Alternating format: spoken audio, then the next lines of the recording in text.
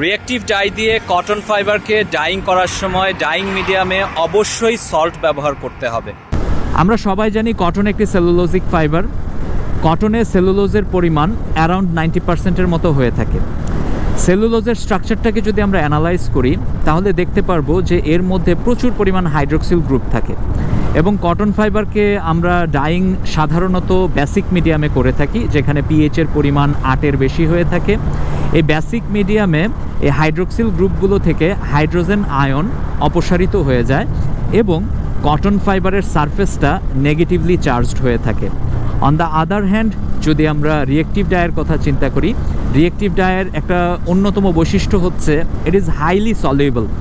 এই সলিউবিলিটির কারণ হচ্ছে এর স্ট্রাকচারের মধ্যে সালফোনিক অ্যাসিড গ্রুপ করা থাকে, ইন্টিগ্রেট করা থাকে।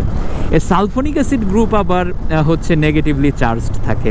তো দেখা যায় যে রিঅ্যাক্টিভ ডাইও নেগেটিভলি চার্জড, কটন ফাইবারের সারফেসও নেগেটিভলি চার্জ। সো নেগেটিভকে কখনো আকর্ষণ করবে না, অবশ্যই বিকর্ষণ করবে। যেই কারণে যে এই রিঅ্যাক্টিভ ডাই দিয়ে কটন ফাইবারকে নর্মালি ডাইং করতে গেলে কখনোই ভালোভাবে ডাইং হতে চাইবে না। এই কারণে আমাদের যেটা দরকার যে এই নেগেটিভ চার্জটাকে নিউট্রালাইজ করার দরকার। এই জন্যই অ্যাকচুয়ালি সল্ট ব্যবহার করা হয়। সল্ট সেটা সোডিয়াম ক্লোরাইড হতে পারে বা গ্লুবার সল্ট হতে পারে, যেখানে সোডিয়াম আয়ন রয়েছে। সোডিয়াম আয়নের এই পজিটিভ আয়নটা যখন ডাইং বাতের মধ্যে যায় তখন সেটা হচ্ছে ওই ওভারঅল নেগেটিভ আয়নগুলোকে হচ্ছে নিউট্রালাইজ করে দেয়।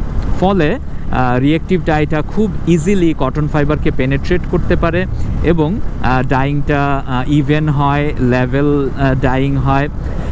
এটাই একটা অন্যতম প্রধান কারণ অ্যাকচুয়ালি, যেই কারণে রিঅ্যাক্টিভ ডাই দিয়ে কটন ফাইবারকে ডাইং করার সময় সল্ট ব্যবহার করতে হয়।